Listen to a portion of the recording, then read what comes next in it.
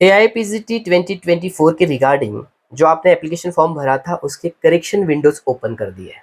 ठीक है, देखो अभी 2-3 चीज़ें हमेशा याद रख लो इसमें, क्योंकि ये बहुत ही क्रूशियल फेज़ है। अगर फॉर्म में आपने कुछ गलती की हो, नोइंगली बाय नोइंगली कुछ भी हो, अगर पता नहीं है आपकी गलती से हुआ या फिर आपने कुछ अलग अलग लिखा था और रिफ्लेक्ट अलग हुआ, जो भी हो, इंस्टीट्यूट ये चाहती है कि आपके साथ कुछ हार्डशिप ना हो और आपका उस पे इम्पैक्ट ना हो उसी गलत चीज़ का। इसलिए उन्होंने करेक्शन करने के लिए आपको एक अपॉर्चुनिटी दी है।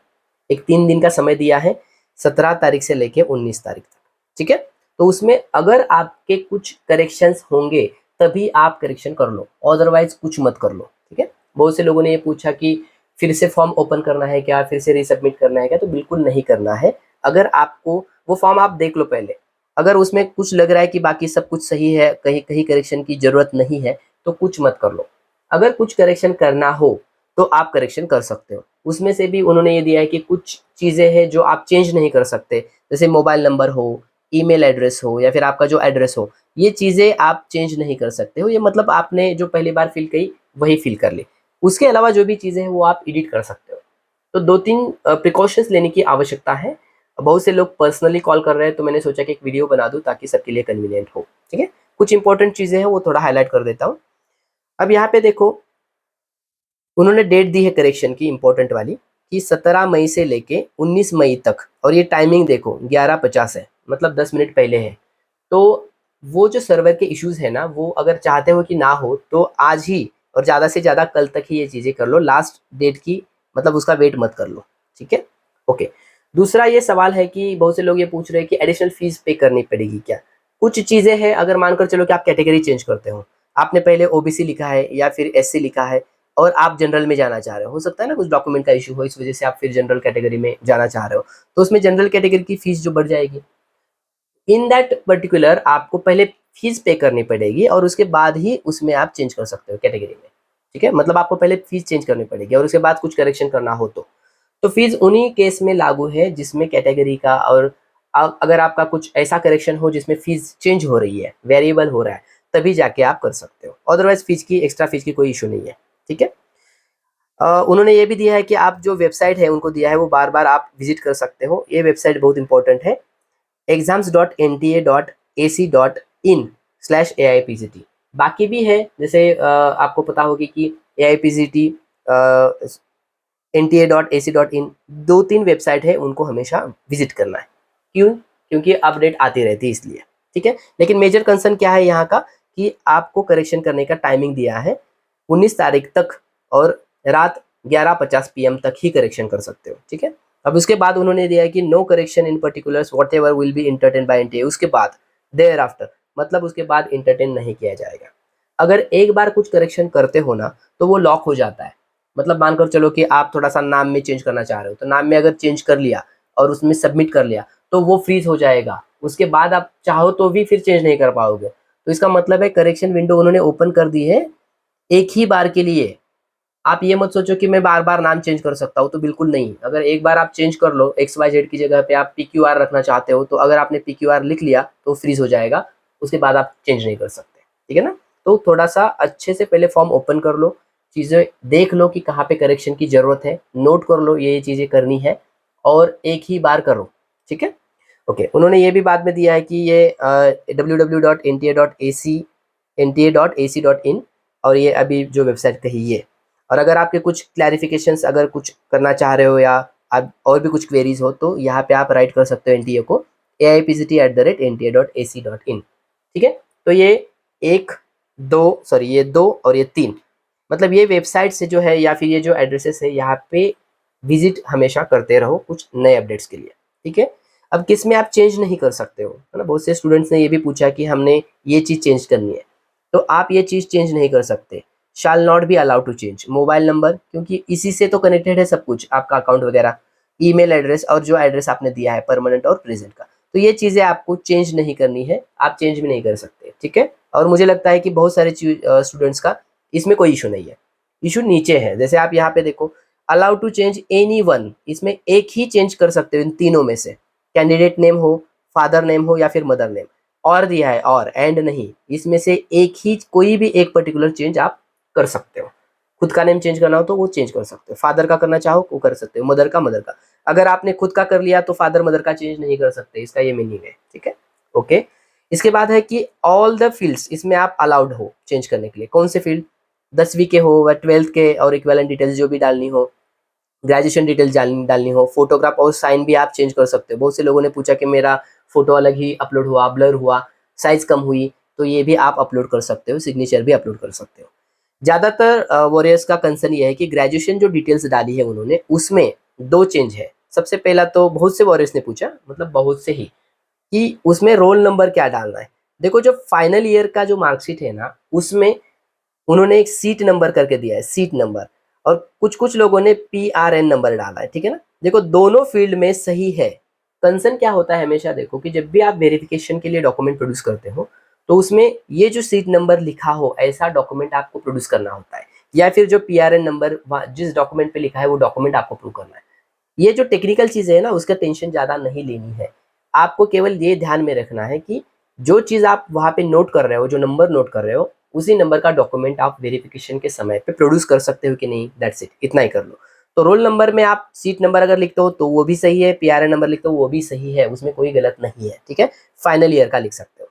और एक डिटेल्स उन्होंने मतलब कन्फ्यूजन है बहुत से स्टूडेंट्स को, कि आपको यहाँ पे जो फाइनल ईयर मार्क्स जो लिखने हैं, क्योंकि उन्होंने वो वहाँ पे दिया ही नहीं कि मार्क्स कितने, कौन से ईयर के, एग्रीगेट लिखने हैं या फाइनल के लिखने हैं। तो बहुत से लोगों ने क्या किया है कि जो फाइनल ईयर है उनके मार्क्स लिखे हैं, वो सही है, उसमें कोई इशू नहीं है। कुछ लोगों ने फर्स्ट से लेके फाइनल ईयर तक एग्रीगेट किया, आउट ऑफ उसका निकाला और वो मार्क लिखे, कोई इशू नहीं है, ये भी चलता है। क्योंकि जहाँ NTA ने या जहाँ फॉर्म भरते समय क्लियर गाइडेंस या क्लियर पॉइंट्स नहीं होंगे या क्लियर डायरेक्शन नहीं होगी, तो आप ये 2 चीज़ें लिखोगे तब भी चलेगा। टेक्निकल चीज़ें हैं।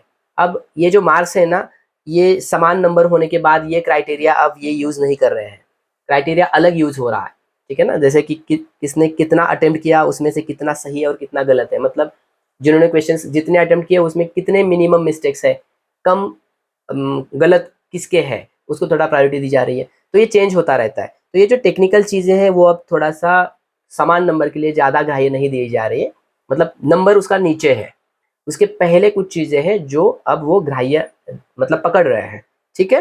तो फाइनल ईयर में आपको ग्रेजुएशन के डिटेल्स में आपने अगर सीट नंबर लिखा हो रोल नंबर की जगह पे चलेगा, PRN नंबर लिखा हो तो भी चलेगा। दूसरी चीज़ है, एग्रीगेट नंबर आपने फर्स्ट ईयर से लेके फाइनल ईयर तक लिखे तो भी चलेगा, केवल फाइनल ईयर के लिखे तो भी चलेगा। ज़्यादा डरने की आवश्यकता नहीं है, टेक्निकल चीज़ें हैं, ठीक है। वेरिफिकेशन के समय पे इस पे करेक्शन हो सकता है, इसका उस प्रकार से यूज़ करना है। अभी फ़िलहाल के लिए कोई इसका इम्पैक्ट नहीं होगा, डरने की आवश्यकता नहीं है, ठीक है।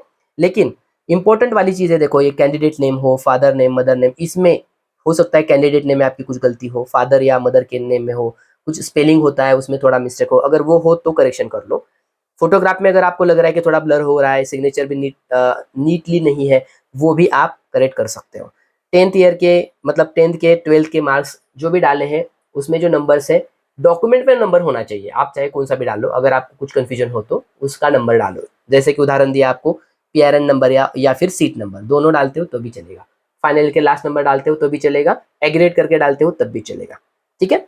ओके, और एक स्टूडेंट ने क्वेश्चन किया था कि सिटीज चेंज कर सकते हैं। यस, आप सिटीज भी चेंज कर सकते हो, लेकिन with in the same state और यूनियन टेरिटरीज। अब मानकर चलो कि महाराष्ट्र की किसी सीट को आप चेंज कर रहा हो, नागपुर की जगह पे मुंबई डालना चाह रहे हो, तो आप डाल सकते हो। लेकिन आपने बॉम्बे डाला है और आप अब भोपाल में जाना चाह रहे हो तो वो नहीं होगा, ठीक है। सेम स्टेट में, विद इन सेम स्टेट, ये हमेशा रखो, मतलब चेंज कर सकते हो आप एग्जामिनेशन सेंटर, लेकिन सेम स्टेट में, ओके, ठीक है। उसके बाद आप ये भी चीज़ें चेंज कर सकते हो, जैसे कि यहाँ पे दिखा है उन्होंने कि डेट ऑफ बर्थ, ये भी चेंज कर सकते हो, जेंडर हो, कैटेगरी हो।